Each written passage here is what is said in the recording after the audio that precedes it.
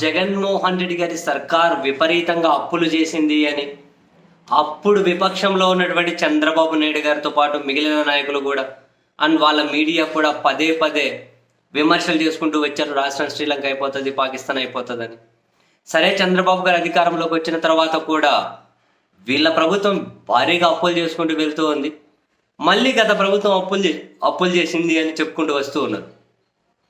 మరొక వైపు జగన్మోహన్ రెడ్డి గారితో సహా వాళ్ళ పార్టీ చంద్రబాబు గారి హయాంతో పోల్చుకుంటే మా హయాంలోనే అప్పులు తక్కువ అని చెప్పి వాళ్ళు సాక్ష్యాలతో సహా పవర్ పాయింట్ ప్రజెంటేషన్ వేసి కూడా మధ్యలో చూపించారు.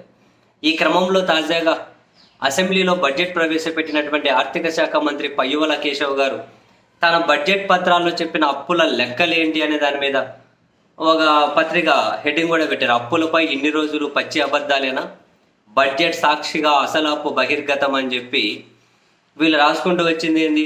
అప్పుల విషయంలో గత వైఎస్ఆర్సీపీ ప్రభుత్వంపై ఎల్లో మీడియా చేసిన ఆరోపణలన్నీ పచ్చి అబద్ధాలేనని అసెంబ్లీ సాక్షిగా అది కూటమి ప్రభుత్వం సోమవారం ప్రవేశపెట్టిన బడ్జెట్లోనే తేలిపోయిందట.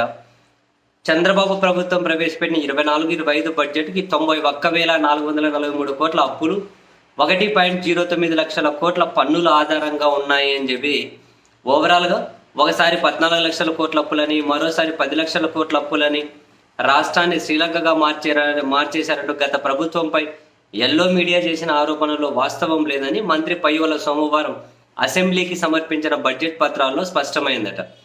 బడ్జెట్ అప్పులతో పాటు గ్యారంటీల ద్వారా చేసిన అప్పులు వైఎస్ఆర్సీపీ ప్రభుత్వం దిగిపోయే నాటికి, అంటే 23-24 ఆర్థిక ఏడాది పూర్తయ్యే నాటికి 6.46 లక్షల కోట్లేనని, జగన్మోహన్ రెడ్డి గారు దిగిపోయే నాటికి బడ్జెట్ అప్పులట 6.46 లక్షల కోట్లేనని బడ్జెట్ పత్రాల్లో మంత్రి పేర్కొన్నారు.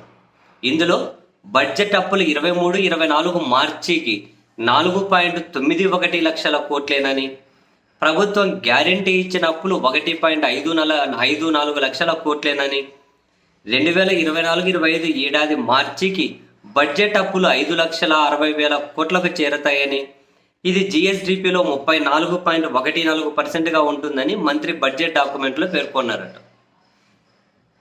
ఇవాళ అసెంబ్లీ సాక్షిగా తేలిన రాష్ట్ర అప్పు 6,46,531 కోట్లట. ఇందులో చంద్రబాబు 2019లో దిగిపోయే నాటికే 4,06,383 కోట్ల అప్పు ఉందట.